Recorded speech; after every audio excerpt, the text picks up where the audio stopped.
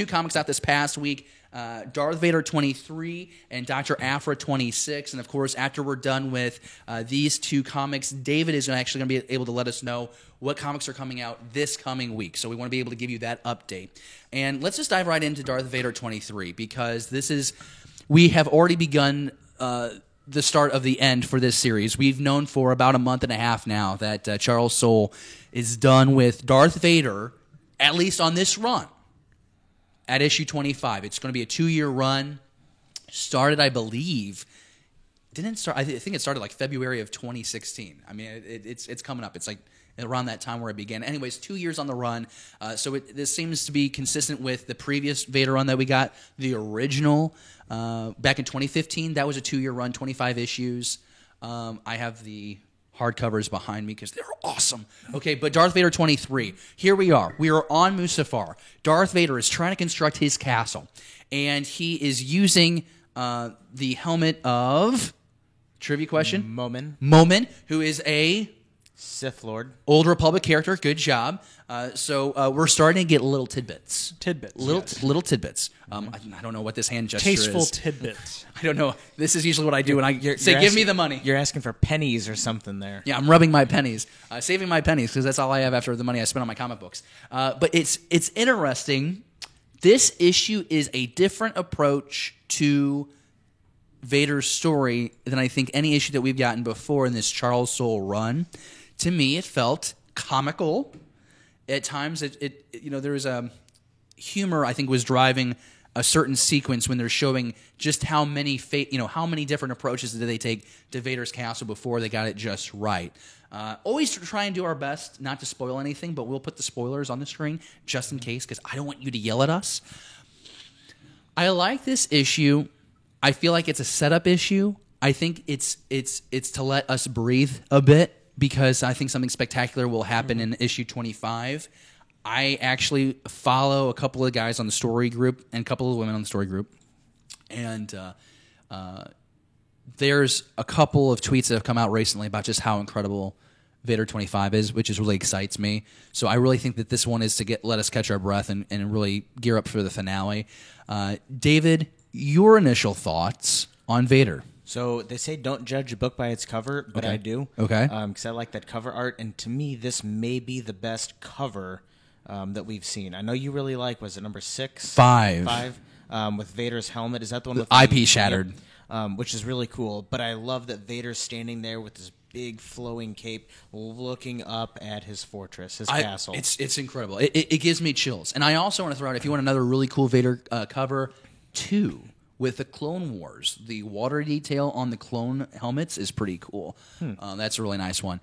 Glad to hear that you liked it. Did the story work for you? Do you feel like this is one that stays on par with the Soule line?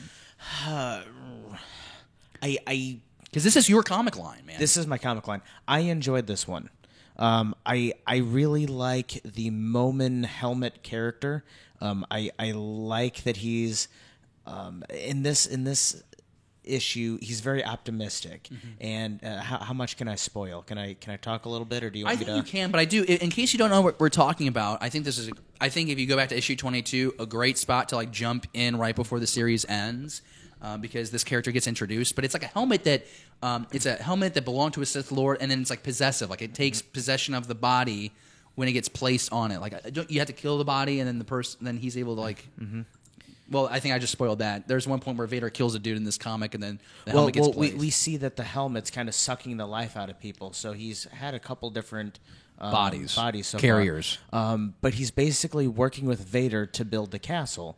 And he does it like 8, 9, 10 different times, and every time it doesn't work and it explodes as they're trying to use this castle to open up like a gateway to the dark side of the Force. There's like always like a natural explosion that ends up taking out each version before that version we see in Rogue One exists. And it was that sequence that I was referencing, David and Jesse, that to me felt maybe like it was supposed to be like a bit like, here's this one. Big lava explosion. Well, how about this one, Vader? There's like this tentacle thing. Well, Vader, how about this one? It just blows up. It's like, how about this one? Oh, yeah, this will stick. I think it's like the 9th try or something.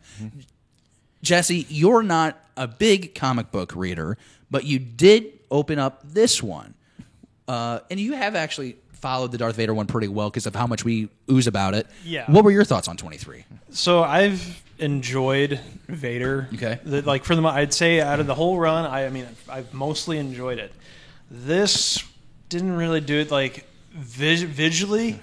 It was still good. Yeah. The story right now is just not good for me. Like, this is on par of when the clones had the lightsaber earlier in the series, and they were being careless and almost goofy, and not being the clones that we're used to seeing. Issue number 2 or 3. Yeah. Yeah. So that kind of frustrated. You mentioned the whole failed, building attempts, and it honestly, that reminds me of Monty Python's Holy Grail, where I built a castle in the swamp. It sank into the swamp, so I built a second castle. That burned down, fell over, and then sank into the swamp. And I built a third castle, and that stayed up. And maybe that's why I like this, because he's the 10th one, the 9th one, that'll be the one. I've said this is a process all along. So there's a certain I don't mind a hint of humor or something like that. This to me kind of felt really cheesy. Okay. Because of that.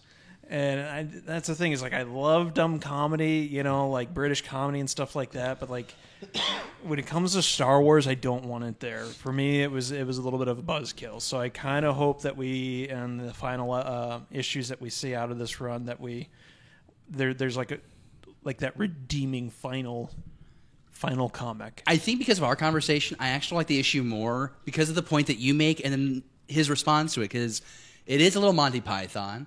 And I do kind of like the fact that this character is joking with Vader at one point, being like, the 9th will be the try. It actually maybe does work better for me now that I've had this conversation with you guys. And I like that. And I think that's the fun thing about Star Wars in general. This is the fun part, is when you're able to be I remember when I would read the comics when I years back, and I'd be like, oh, I don't know how. And then I would talk to someone else, and they'd be like, well, this is why I like it. And be like, well, that's actually pretty cool. Mm-hmm. I really like how your brain thinks. And the collaborative process is really cool. Again, 10 out of 10 visually, not so much. Giuseppe crushes this. I wish more people knew about this guy's work, because it's not just Star Wars, but to me, you got to know Charles Soule writes it, and you got to know that Giuseppe Camuncoli does this artwork, because the covers and the panels always look top notch. I mean, you just look at this, and every panel that Vader's in, his helmet has a sheen, and it looks like it's glossy and shiny. Have you seen 25's cover? It's literally Vader, look like he's coming out of a lava explosion. It is ridiculous. It is gorgeous. If you're reading Darth Vader number 23, if you're on the line, let us know down in the comments below what you think. We also do have Dr. Aphra 26, I want to say. Yes, Dr. Aphra 26. This is part 1 of the Worst Among Heroes arc. I only got halfway through it. The Aphra series, for me, I'm just not so invested into it. And that's what I like about the variety of comics. Mm-hmm. I'm going to be into a lot of the new ones. We talked about the Age of the Republic, Age of the Rebellion, Age of the Resistance. Those come out next month. There's going to be that's going to be 30 new comics. I'm going to get all of those, and I'm going to like that. But Dr. Aphra is not for me. But you know what? Those might not be for Jesse, but Jesse has Darth Vader. If you do want to try to get into Dr. Aphra, this is a good jumping point to get on. Okay, break it down. This one's very text heavy. All right. Which I'm okay with, because that means we get a lot of story. And the plots, it's something that we've seen time and time again in different, other fan bases, other stories. Well, and we've seen it time and time again here, right? She's on the run from Vader. On the run from Vader again. She's obviously been driving him crazy left and right. And one of her inmate co-workers basically implants her and her droid 000 with a proximity bomb.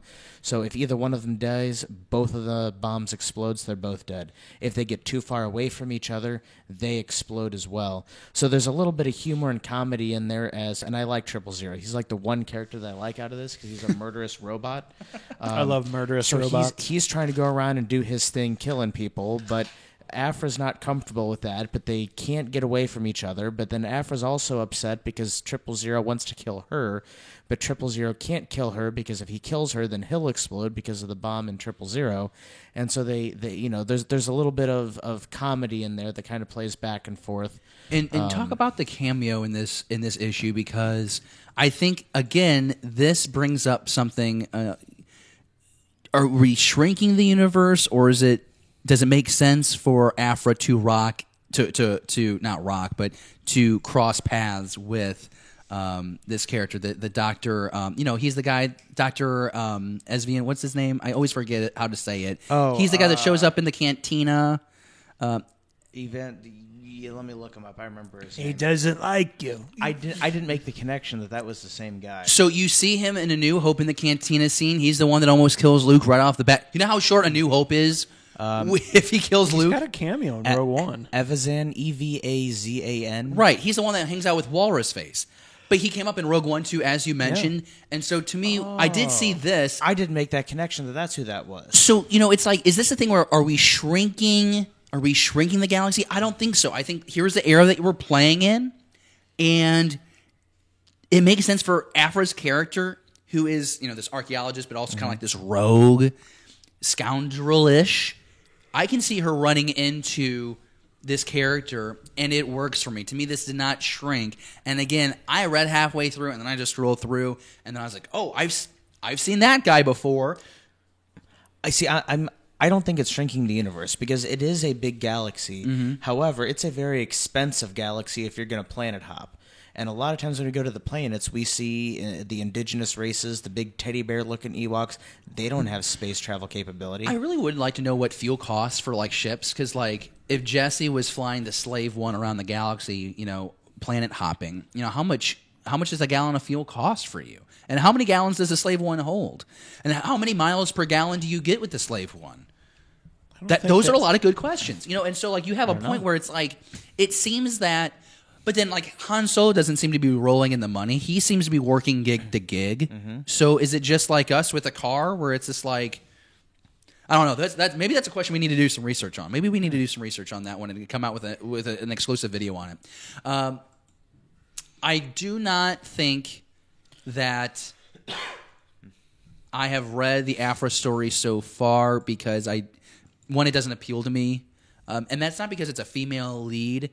It's just like I'm confused on her character. Like, is Aphra a humanoid or is she like robotic? She's like an android. That throws me for a looper, or for the loop. I don't think it threw me for a looper. And then like it just felt like an Elseworlds version of like a story I've already seen in the Star Wars galaxy. Mm-hmm.